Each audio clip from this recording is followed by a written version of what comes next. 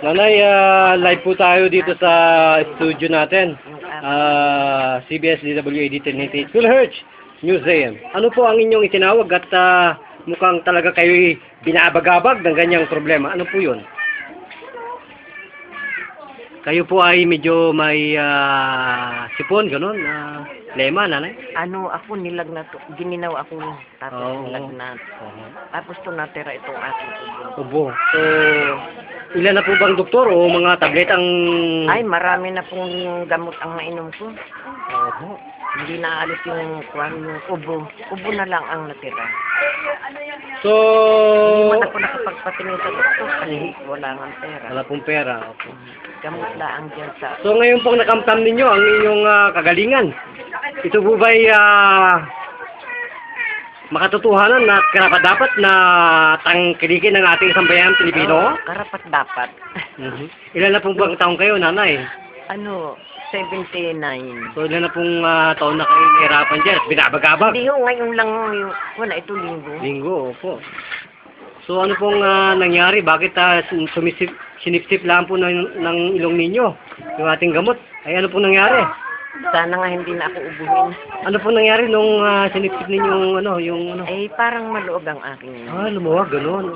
Sa totoong buhay po, ano po ang inyong pangalan, nanay? Si Aurora. Aurora, ano pong apelyido? Ribua. Ha? Ribua. Ribua. Ilang taong kulang po kayo, nanay? 79. 79? Oh my God. Abutin ko ba ba ito? 79. Yan, mga anak ko po yan. Ayan po ang ating mga audience. Kasamang Tony. Ayan po. Daming audience natin. At talaga pong napapalaban na talagang natesting at napagtanto nila ng ating lingkod bayan na hindi nagbibiro sa pagtulong sa ating mga maralitang kapatid sa buhay. Pag inubo kasi yung ako, tuloy-tuloy, wala pong pahinga. Ipalagay ko, wala na po yan. At sapagkat meron na pong kayong binigay na solution. Ito po ang therapy. Ano po, nanay? So, sige po, huminga po kayo ng konti. Hinga po kayo ngayon. Okay.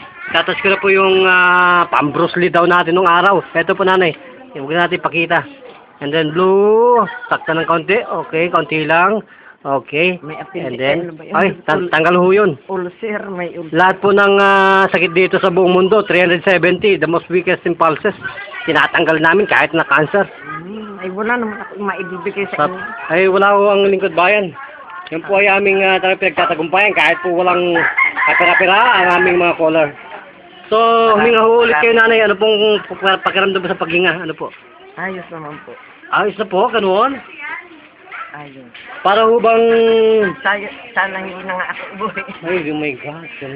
So, nasahin niyo po lahat ng pagkakataon para magpasalamat sa Panginoon sa aming estasyon. Salamat po ng marami. Kaya ho ba ninyong imbitahan ninyong mga kapitbahay dyan sa saan po ba kayong probinsya? Sa kwan po kami. Alonero. Sige po, imbitahan po ninyo na magpagamot sila sa aming studio, Lingkod Bayan. Sige po. Ay, matagal na kami rito. Dito po, maniwagan po kayo dito sa ating barangay. Ano po ba barangay dito? Sa BF po. BF. Sige po, sabihin po ninyo na nakilala ninyo ang Lingkod Bayan po. Sige po, basahin nyo lahat ng pagkakataon. Ano? Lingkod Bayan po, nanay. Lingkod Bayan. Ang Lingkod Bayan ay aking nakaharap. Opo. Ay po yung nasiyahan at natulungan ng ating programa. At natulungan ako ng kanyang gamot. Okay. Salamat po. Okay. Brother Tony, ito pa rin ang inyong bangling ko, si Brother John. Nagulat buhat dito sa Safe Homes Live. Pinagtatagumpayan natin ng pagtulong sa masa. So, kasamang Tony, nagpapalam. Brother John, hari ko ito, basta rin sa Maraming salamat.